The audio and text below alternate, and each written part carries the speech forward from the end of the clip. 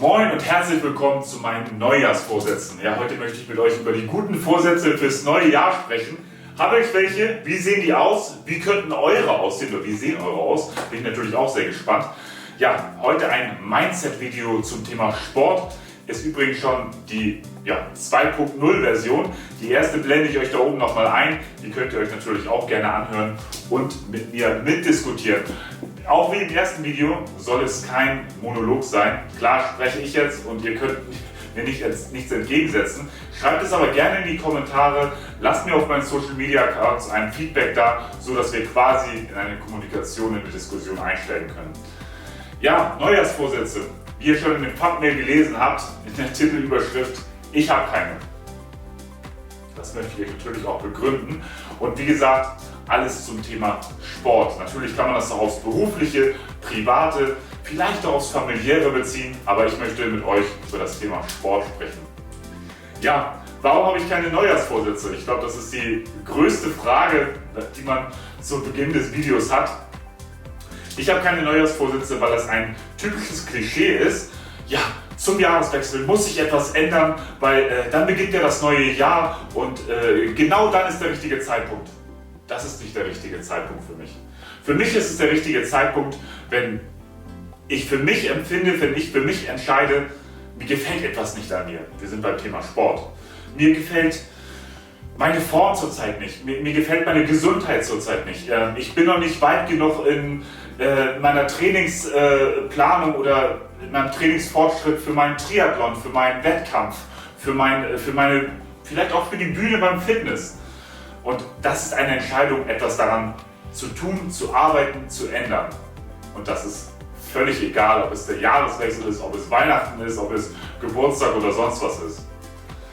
Ich möchte die Neujahrsvorsätze nicht komplett schlecht reden.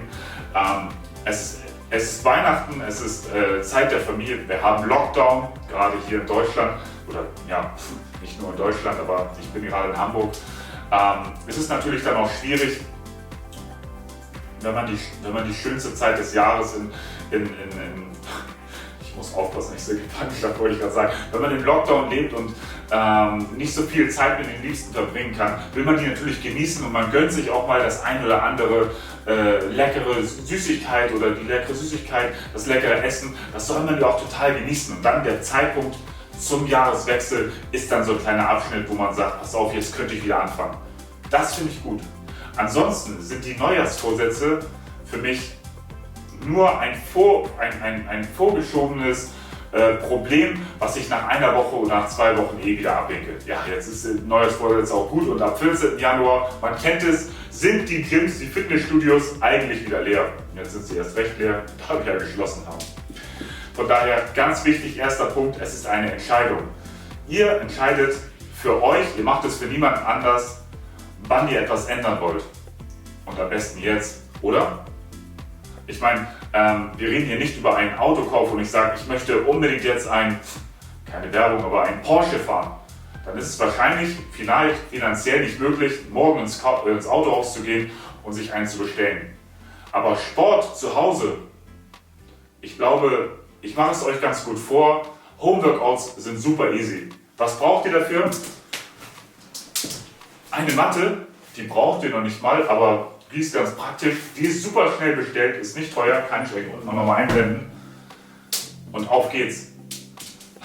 Mit dem eigenen Bodyweight etwas ändern, selber sich wohlfühlen, das ist das A und O und das Wichtigste, was mich jeden Tag für meinen Sport motiviert.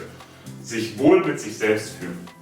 Sowohl Mindset, das macht natürlich auch den Kopf frei, aber auch auf sportliche Art und Weise, beziehungsweise, dass ich mich wohlfühle, wie ich aussehe, wie sportlich ich bin, in dem Sinne, dass ich genug Power für den Tag habe, wenig Beschwerden habe, einfach auch vielleicht mithalten kann mit anderen Teamsport, dass ich meine Leistung abrufen kann. Das ist mir einfach sehr, sehr wichtig. Und das möchte ich ab Tag 1 daran arbeiten. Ich kann nicht von Tag 1 an 100% haben, aber ich möchte von Tag 1 meine Prozente steigern. Und das ist ganz, ganz wichtig. Nochmal zu den Homeworkouts, die ihr auf meinem Kanal natürlich unter Let's Train Together findet. Da ist eine ganze Liste an Homeworkouts, verschiedenste Homeworkouts für eine schmalere Taille, ein Fatburn, also Fettverbrennung, aber auch einen schnellen Pump, wenn man mal einen schnellen Pump möchte, gerade so Brust zum Beispiel oder die Arme. Wir haben ein Beinworkout, ein Rückenworkout. Ihr findet alles. Bin natürlich gespannt, welches Workout euch am besten welches ihr am besten findet. Und wenn ihr einen Startpunkt braucht, um wirklich eure Entscheidung umzusetzen, deswegen auch bewusst der 2. Januar, nicht der 1. Januar, eure Vorsätze, eure Entscheidung umzusetzen, habe ich euch den Workout-Plan auch nochmal in den Community-Beitrag mit reingepostet. Dort könnt ihr sehen, welche Workouts wirklich dann auch effektiv in die Woche mit eingeplant sind, um wenn es euer Ziel ist, auch fit zu werden, ihr umsetzen könnt. Um vielleicht ein paar Fragen, oder Zweifel, die auftreten, vorwegzunehmen, möchte ich gerne auf die sportlichen Vorsätze nochmal eingehen. Ich bekomme oft Nachrichten, ich habe trainiert und es ändert sich nichts. Ich habe ja angefangen, aber irgendwie ist es nicht so, wie ich es mir vorgestellt habe. Oder woran scheitert es? Trainingsplan, Diätplan, ich brauche deinen Diätplan. Diese Sachen möchte ich nochmal, auf die möchte ich nochmal etwas eingehen, als quasi die 2.0-Version von meinem ersten Mindset-Video. Wie gesagt, schaut da gerne rein. Mein Stuhl ist nicht ganz so bequem. Genau. Natürlich, Apps, Made in the Kitchen. Also Kochen und Ernährung ist natürlich mit das A und O. Vielleicht sogar mehr als das Training. Ich würde beides so ein bisschen auf 50-50, vielleicht 60% gesundes Essen, 40% Training setzen. Es gleicht sich aus, 50-50. Es ist natürlich ein großer Faktor. Diätplan. Ich halte nicht wirklich viel von Diäten. Kann mir jeder widersprechen, alles wunderbar und jede Meinung hat, wenn sie gut begründet ist, auch ihre Daseinsberechtigung, gar keine Frage. Ich urteile nach dem, was ich habe viel gelesen, ich habe viel ausprobiert und aufgrund dieser Erfahrungswerte habe ich meine Meinung zum Sport, zu meinem Sport, Fitness, Healthy Lifestyle gebildet. Und da hat eine Diät wenig Platz bei mir. Und zwar aus dem Grund, wenn ich diäte und wirklich auch den Kalorienbedarf sehr hart runterschraube, ich rede jetzt von einem Extrem, dann fühle ich mich schlapp und es ist wie eine leere Hülle. Will ich abnehmen, dann versuche ich natürlich meine Ernährung anzupassen, unterscheide von einer Diät, Ernährung anzupassen und meinen Verbrauch zu erhöhen. Sprich, ich habe jetzt in 2 Wochen ein Shooting, dann esse ich natürlich meine 4 Mahlzeiten pro Tag immer noch und ich esse auch meine Kohlenhydrate pro Tag. Ich passe meine Ernährung an, wenn ich jetzt zum Beispiel meine Routine ist, jeden Abend ein Eis, ich esse vielleicht ein kalorienarmes Eis. Oder ich esse anstatt Lachs vielleicht, weil es ja auch, oder Reis, besser Reis, esse ich Kartoffeln, weil die einfach viel weniger Kalorien haben. Also ich passe meine Ernährung, ich esse nicht weniger oder verzichte komplett, sondern ich passe es an. Und so kann ich sehr leicht variieren. Natürlich muss man immer individuell bei jedem gucken, wenn man wirklich sehr viel Gewicht verlieren will, muss man das ein bisschen doller anpassen. Aber eine reine Diät, so wie man das kennt, ich setze 2 Mahlzeiten, 3 Mahlzeiten aus und verzichte komplett und gönne mir gar nichts mehr, halte ich nicht viel von. Von daher, diese Diät, oder die Diät ist für mich keine Option. So, das waren die 50% Küche, Kochen. Die 50% Sport, wenn ich wirklich etwas bewegen möchte und ich gehe jetzt wieder, wie das Ziel, was die meisten haben, abzunehmen, Körperfett zu verlieren, dann ist es beim Sport sehr wichtig, nach meiner Meinung, meiner Erfahrung, einen hohen Puls zu fahren. Sprich, ich baue mein Training so auf, dass ich das ganze Training über wirklich natürlich auch viel schwitze, viel verbrenne, viele Kalorien verbrenne und wirklich einen hohen Puls habe. Wie mache ich das? Guckt mal meine Homeworkouts, die sind alle sehr intensiv, fast schon high intensive aufgebaut.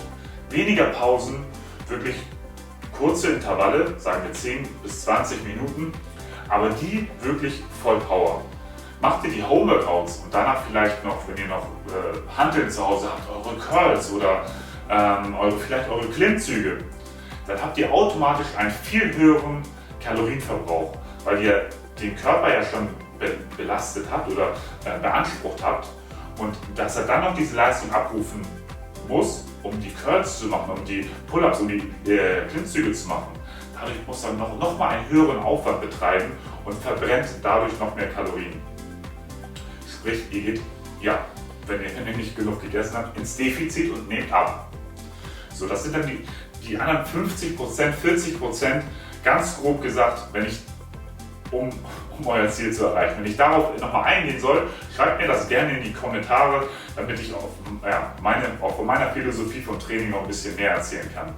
Das ist natürlich auch nochmal aufs Gym, aufs Fitnessstudio anzuwenden, das ist nochmal eine ganz andere Situation, aber unsere aktuelle sagt Lockdown, only Homeworkouts. Um auf die zweite Frage, warum denn nur Homeworkouts und wie sieht es denn aus mit Laufen oder Fahrradfahren oder wie ist es denn mit dem Gym? Ja, natürlich Homeworkouts sind in meinem Training, auch wenn es normal, wenn das Fitnessstudio offen hat, immer mit eingebaut. Bei den Homeworkouts baut ihr mit Bodyweight-Übungen sehr viel Kraft auf. Es ist auch gut für die Gelenke und für die Muskulatur, einfach andere Reize zu setzen. Aber wir wollen mehr Kraft aufbauen, um dann vielleicht auch im Gym mehr Gewicht zu bewegen, um so mehr Muskeln aufzubauen. So schließt sich dann der Kreislauf. Sprich, Homeworkouts kann man wirklich jeden Tag mit einbauen. Sollte angepasst an das weitere Training sein. Man kann auch nur Homeworkouts machen. Das ist individuell. Das sind so Fragen, die ich sehr, sehr oft gestellt bekomme. Um das Trainingsfazit zu den neuen Vorsätzen, zu den neuen Jahresvorsätzen, Jahreswechselvorsätzen rund zu machen. Es ist kein Ereignis notwendig, um etwas an euch zu ändern. Habt ein bisschen Geduld am Anfang. Lasst die ersten 3 Wochen, wenn ihr 3 Wochen fleißig seid, auf euch wirken. Dann seht ihr die ersten Resultate, die ersten Steps, die natürlich dann auch süchtig machen, weil man sagt, oh, es klappt, es funktioniert, oh, es fällt vielleicht auch anderen auf, ja, davon möchte ich mehr, aber diese Zeit braucht es. Verzweifelt nicht, habt Geduld, zieht das wirklich weiterhin durch und dann kommt ihr eurem Ziel immer näher. Wie ich jetzt schon im ersten Mindset-Video gesagt habe, wenn ihr so seid wenn ihr jetzt so seid, wie ihr sein wollt oder euch so wohlfühlt, ändert gar nichts. Macht alles so weiter. Geheimnis für einen guten Body. Man muss sich von diesem Gedanken lösen, dass Sport etwas Schlechtes ist. Man muss sich eigentlich mit Sport identifizieren, dass man wirklich das für sich macht. Wenn man etwas verändern möchte, dann sollte man daran arbeiten und dann ist der Weg das Ziel.